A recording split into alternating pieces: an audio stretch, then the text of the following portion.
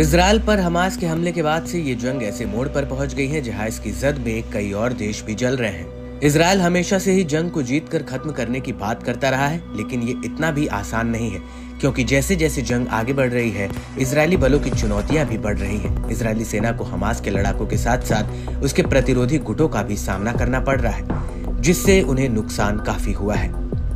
इस जंग में यमन का हूती हमास के समर्थन में इजरायल और उसका समर्थन देने वाले देशों को टारगेट पर लिए हुए है। हूती लगातार लाल सागर में कहर बरपा रहा है।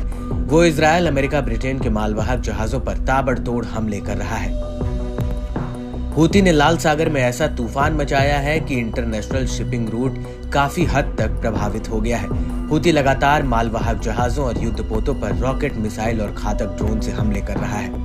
हाल ही में हूतियों ने अमेरिका और ब्रिटिश आक्रमण के जवाब में यमन सशस्त्र बलों ने लाल सागर और अदन की खाड़ी में 2 सैन्य अभियान चलाया, जिसमें पहले तेल टैंकर जहाज सो यूनियन को निशाना बनाया गया, जो एक ऐसी कंपनी का था जो इजरायली दुश्मन के साथ काम करती है, और दूसरे मिशन में हूती ने SW नॉर्थविंड जहाज को निशाना बनाया। ऐसा करके हूती लड़ाकों ने ये मैसेज साफ दिया है कि जो भी उनके द्वारा बनाए गए नियमों को तोड़ेगा उसकी सजा कठोर होगी।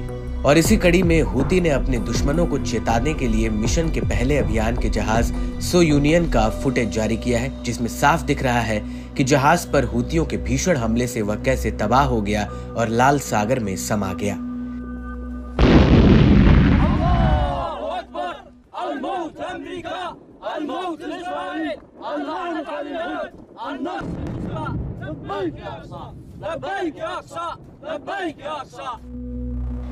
इस खूंखार वीडियो के जरिए हूतियों ने एक बात साफ कर दिया है कि वे किसी भी तरह से दुश्मन देश के जहाजों को नहीं बख्शेंगे।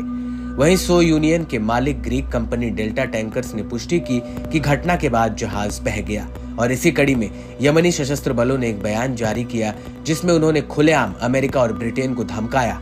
बयान में कहा गया,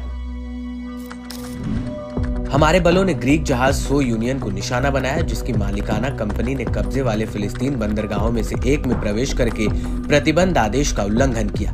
कंपनियों को उनके द्वारा लगाए गए प्रतिबंध का उल्लंघन न करने की चेतावनी दोहराई है, और वे पुष्टि करते हैं कि अगला चरण उल्लंघन करने वाली कंपनियों के जहाजों के लिए और साथ ही इजरायल, अमेरिका और ब्रिटिश दुश्मन से जुड़े जहाजों के लिए और भी गंभीर और विनाशकारी होगा।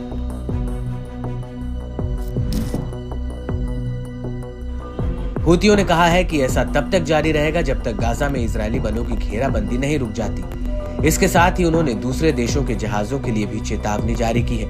यमन की हूती फोर्स ने बताया कि वे लाल सागर, अदन की खाड़ी और हिंद महासागर से गुजरने वाले सभी जहाजों को सलाह देते हैं कि वे संदेह के घेरे में आने से बचने के लिए डेटा में हेरफेर ना करें और अपनी पहचान को बिल्कुल ना छुपाएं। इसके साथ ही उन कंपनियों को धन्यवाद भी किया जो उनके नियमों का पालन कर रहे हैं।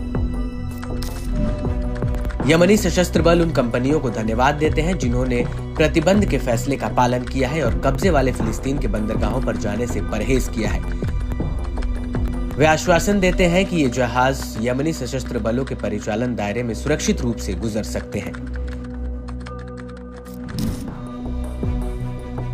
बता दें कि यमनी बलों ने अपने देश के खिलाफ अमेरिका और ब्रिटेन द्वारा किए गए घातक हमलों के जवाब में अमेरिकी और ब्रिटिश जहाजों के खिलाफ कई ऑपरेशन किए हैं और इनके मालवाहक जहाजों पर भीषण हमला भी किया है।